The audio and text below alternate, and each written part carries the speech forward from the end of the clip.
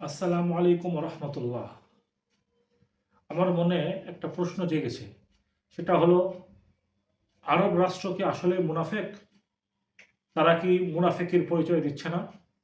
Israel যখন গাজায় হামলা করছিল এবং তাদেরকে অস্ত্র সরবরাহ করছিল, তাদের পাশে ছিল আমেরিকা। তখন আরব রাষ্ট্র, বিশেষ করে সৌদি আরব, বিবৃতি দিয়ে গেছে যে আমরা গাজার পাশে আছি, হুঙ্কার ছেড়েছে আমরা গাজার পাশে আছি। এভাবে করে সৌদি আরবের সাথে আরও যে দেশগুলো ছিল, কাতার, এরপরে তুরস্ক, এই আরব রাষ্ট্রগুলো তারা সবসময় বিবৃতি দিয়েই ক্ষান্ত হয়েছে, সাহায্য সহযোগিতা কিছুই করেনি। সেই আমেরিকা যখন হুমকি হয়ে দাঁড়াচ্ছে ইরানের জন্য, তারা যখন চাচ্ছে ইরানে হামলা করবে এবং তাদের পক্ষে দাঁড়াচ্ছে নেতানিয়াহুর দেশ, তখন নড়েচড়ে বসছে, সহযোগিতার কথা বলছে আরব দেশগুলো। কেন? মুসলিম হিসাবে তারা হামলা করছে। কে শিয়া, কে সুন্নি, কে হানাফি, কে শাফি, কে মালিকি, কে লা মাযহাবি, এগুলো দেখে কাফেররা হামলা করে না। কাফেররা হামলা করে মুসলিম দেশ যাতে করে মাথা চারা দিয়ে না দাঁড়াতে পারে, সেই লক্ষ্যেই তারা হামলা করছে।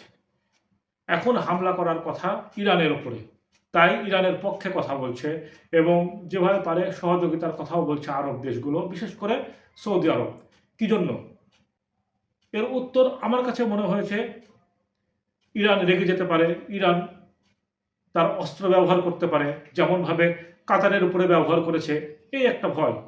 যেহেতু গাজার ব্যাপারে কোনো আশঙ্কা ছিল না, গাজার কাছে এমন কোনো অস্ত্র নাই, তাই শুধু তারা মৌখিক সান্ত্বনা দিয়েই গেছে, আমরা গাজার পক্ষে আছি, আমরা গাজার কোনো কিছু হলে আমরা এটা করব সেটা করব, আদতে আমরা কিছুই করব না, বলতে হবে তাই বলছি। যেটা নেতানিয়াহু আমাদেরকে জানিয়ে দিয়েছে, উপর উপর আমাদের বিরোধিতা যারা করে, তলে তলে আমাদের সাথে হাত মিলিয়ে রেখেছে। তাহলে আমরা কি ধরে নিতে পারি না মুনাফেক রাষ্ট্র হিসাবে আরব রাষ্ট্রকে? এখন কেন তারা নড়েচড়ে বসছে? তখন নড়েচড়ে বসেনি কেন? কারণ আমেরিকা এবং ইসরায়েলের সাথে সম্পর্ক খারাপ হয়ে যাবে। আর এখন নড়েচড়ে বসছে কেন? ইরানের পক্ষে থাকার ঘোষণা দিচ্ছে কেন? কারণ ইরান পাল্টা হামলা করতে পারে আরব দেশগুলোর উপরে। কারণ ইরানের এটা অভ্যাস এবং ইরান এর আগে করেও ছিল। মার্কিন ঘাঁটিগুলো যে দেশে আছে, যেমন কাতারে আছে, কাতারেও হামলা করেছিল। তো আরবে এবং ইরাকেও আছে। সেজন্য সবাই যদি এখন বলে আমরা ইরানের পাশে আছি, আমরা হামলা করতে দেব না, এবং সৌদি তো সরাসরি বলেই দিয়েছে ইরানে হামলা করার ক্ষেত্রে আমাদের আকাশ ব্যবহার করতে দেব না। এটা স্পষ্ট মুনাফিকি।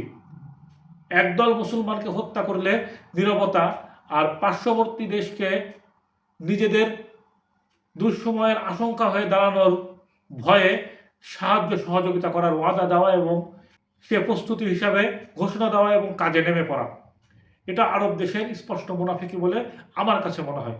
বাকি আপনাদের কাছেও কি মনে হয় আপনারা ভেবে জানাবেন।